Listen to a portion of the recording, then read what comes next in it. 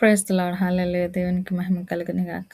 ఒక చిన్న మాట. దేవుని లేఖనం ఎంతో సత్యం. ఎందుకంటే, ప్రస్తుత కాలం మనం జరుగుతున్నవి, చూస్తున్నవి, వింటున్నవి అవన్నీ కూడా బైబిల్‌లో పేర్కొనబడినాయి. అందుని బట్టి దేవునికి మహిమ కలుగును గాక. మరి చూడండి మత్తయి సువార్తలో మనం ఇలాగ చదువుతున్నాం. మరియు మీరు యుద్ధముల గురించియు, యుద్ధ సమాచారముల గురించియు వివరింపొదురు. మీరు కలవరపడకుండా చూచుకొనుడి. ఆమేన్. ప్రభువు లేఖనం చెప్తుంది కదా! మరి యుద్ధములు జరుగుతాయంట. యుద్ధ సమాచారాల గురించి మనం వింటామంట. అవును. మరి అనేక ప్రాంతాల్లో యుద్ధములు మనం చూస్తున్నాం. అనేక మంది మరణానికి గురవుతున్నారు. అనేక మంది వారు నిరాశలవుతున్నారు. అందుని బట్టి వారి యొక్క పరిస్థితులను బట్టి మనం విన్నప్పుడు మన హృదయములు ఎంతగానో కలిచివేస్తాయి. అవును, నిజమే. కానీ ఒక్కసారి ఆలోచించండి. ఆ పరిస్థితిలో మనముంటే ఎంత దారుణంగా ఉంటదండి. We can't even imagine. We don't want to experience it కదా!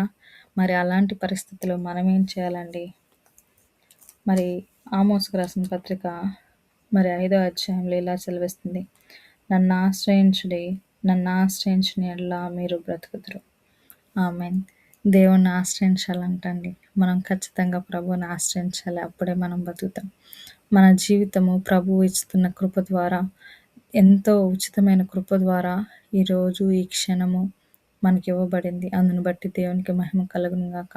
ఇవెంతో దుర్దినములైనను ప్రభు కృప మన చుట్టూ, మన కుటుంబాల చుట్టూ, మన పిల్లల చుట్టూ, మనకు కలిగిన వారి చుట్టూ ఉందండి. అందును బట్టి దేవుణ్ణి ఎంతగానో మనం కృతజ్ఞతలు చెప్పవలసిన వారమై ఉన్నాము. ప్రభువుని అనుదినము స్తుతిస్తూ ఆయన యొక్క సన్నిధానంలో ఒకవేళ మీరు ఇంటి యజమానుడైనా మీ కుటుంబ క్షేమాన్ని నిమిత్తము మీరు ప్రభు దగ్గర జోగాడండి.